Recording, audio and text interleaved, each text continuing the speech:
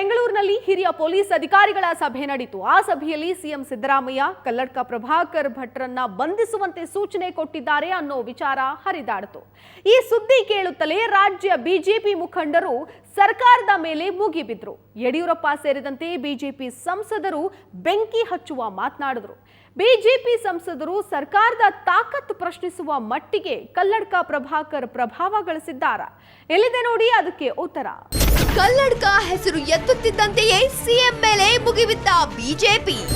ಸರ್ಕಾರದ ತಾಕತ್ ಪ್ರಶ್ನಿಸುವಷ್ಟರ ಮಟ್ಟಿಗೆ ಭಟ್ಟರಿಗಿದೆಯಾ ಪ್ರಭಾವ? ಎಸ್, ಆರ್ಎಸ್ಎಸ್ನಲ್ಲಿ ಪ್ರಭಾಕರ್ ಭಟ್ ಎಷ್ಟು ಪ್ರಭಾವವನ್ನ ಹೊಂದಿದ್ದಾರೋ ಅಷ್ಟೇ ಪ್ರಮಾಣದ ಪ್ರಭಾವವನ್ನ ರಾಜ್ಯ ಬಿಜೆಪಿಯಲ್ಲೂ ಹೊಂದಿದ್ದಾರೆ. ಅದೇ ಕಾರಣದಿಂದಲೇ ಪ್ರಭಾಕರ್ ಭಟ್ಟರನ್ನ ಬಂಧಿಸುವ ವಿಚಾರ ಪೊಲೀಸ್ ಅಧಿಕಾರಿಗಳ ಸಭೆಯಲ್ಲಿ ಪ್ರಸ್ತಾಪವಾಗಿದೆ ಎಂಬ ಅಂಶ ಕಿವಿಗೆ ಬೀಳುತ್ತಲೇ ರಾಜ್ಯದ ಬಿಜೆಪಿ ನಾಯಕರು ಏಕಾಏಕಿ ಮುಗಿಬಿದ್ದರು. ಮುಖ್ಯಮಂತ್ರಿ ಸಿದ್ದರಾಮಯ್ಯ ಮತ್ತು ದಕ್ಷಿಣ ಕನ್ನಡ ಜಿಲ್ಲಾ ಉಸ್ತುವಾರಿ ಸಚಿವ ರಾಮನಾಥ್ ರೈ ವಿರುದ್ಧ ಹರಿಹಾಯ್ದು ತಮ್ಮ ತಾಕತ್ ಪ್ರದರ್ಶಿಸಲು ಹೊರಟರು.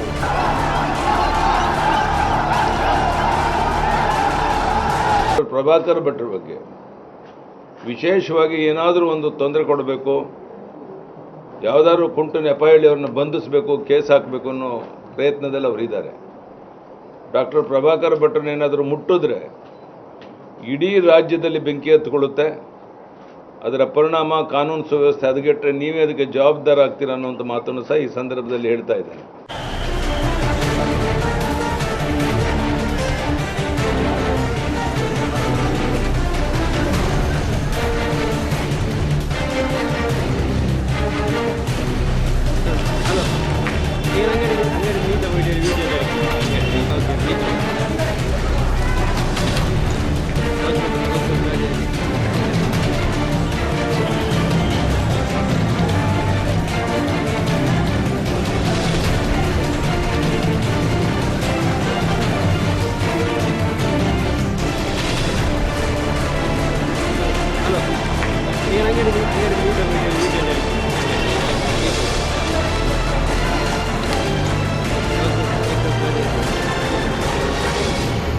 ನಾನು ಸವಾಲಾಗ್ತಾ ಇದ್ದೇನೆ ರಮಾನಾಥ್ ರೈ ಅವರಿಗೆ, ಒಂದ್ಸಾರಿ ನಮ್ಮ ಪ್ರಭಾಕರ್ ಭಟ್ರನ್ನ ಮುಟ್ಟಿ ನೋಡಿ, ನೀವು ಮುಟ್ಟಿ ನೋಡಿ.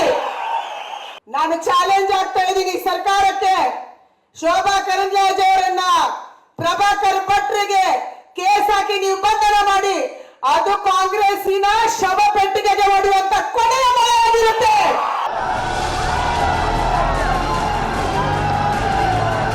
ರಾಜ್ಯ ಬಿಜೆಪಿಯಲ್ಲಿ ಪ್ರಭಾಕರ್ ಭಟ್ಟರ ಪ್ರಭಾವ ಎಷ್ಟಿದೆ ಅಂದ್ರೆ ಚುನಾವಣೆಯಲ್ಲಿ ಕರಾವಳಿ ಭಾಗದ ಭಾರತೀಯ ಜನತಾ ಪಕ್ಷದ ಅಭ್ಯರ್ಥಿಗಳು ಯಾರಾಗಬೇಕು ಎನ್ನುವುದರಲ್ಲಿ ಅವರದ್ದೇ ನಿರ್ಣಾಯಕ ಪಾತ್ರ ಎನ್ನಲಾಗ್ತಾ ಇದೆ.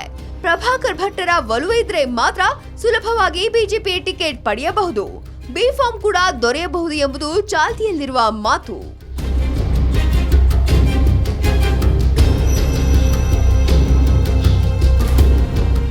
ಇನ್ನು ಹೇಳಿ ಕೇಳಿ ಕರಾವಳಿ ಭಾಗ ಬಿಜೆಪಿಯ ಭದ್ರ ಕೋಟೆಯಾದ್ರೂ ಗುಪ್ತಗಾಮಿನಿಯಾಗಿ ಕೆಲಸ ಮಾಡುವುದು ಸಂಘ ಪರಿವಾರ.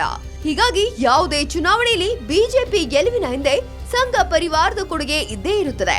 ಚುನಾವಣೆಯಲ್ಲಿ ಬಿಜೆಪಿ ಮೇಲ್ನೋಟದ ಪ್ರಚಾರ ನಡೆಸಿದ್ರೆ ಆಂತರಿಕವಾಗಿ ತಳಮಟ್ಟದ ಕೆಲಸ ನಿರ್ವಹಿಸುವುದು ಆರ್ಎಸ್ಎಸ್.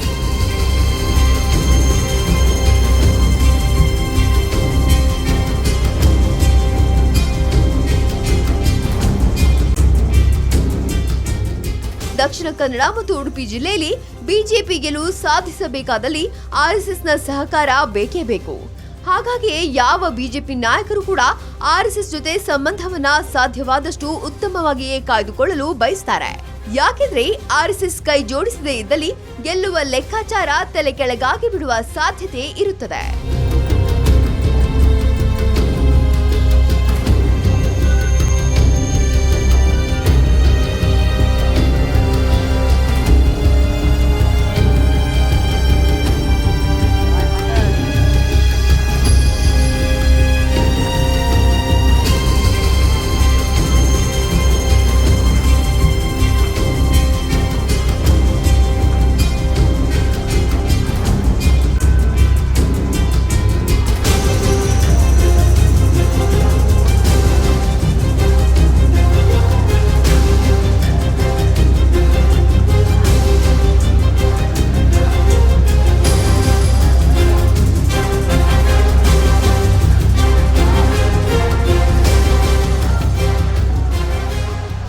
ಇನ್ನು ಅವಿಭಜಿತ ದಕ್ಷಿಣ ಕನ್ನಡ ಜಿಲ್ಲೆಯಲ್ಲಿ ಆರ್ಎಸ್ಎಸ್ ಬಿಜೆಪಿ ಜೊತೆ ಕೈ ಜೋಡಿಸಬೇಕಾದ್ರೆ ಅದಕ್ಕೆ ಕಲ್ಲಡ್ಕ ಪ್ರಭಾಕರ್ ಭಟ್ಟರ ನೆರವು ಕೂಡ ಬೇಕೇ ಬೇಕು.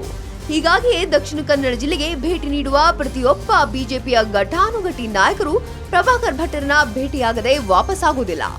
ಇದಕ್ಕೆ ಇತ್ತೀಚೆಗಿನ ಉದಾಹರಣೆ ಬಿಜೆಪಿ ರಾಜ್ಯಾಧ್ಯಕ್ಷ ಬಿಎಸ್ ಯಡಿಯೂರಪ್ಪ.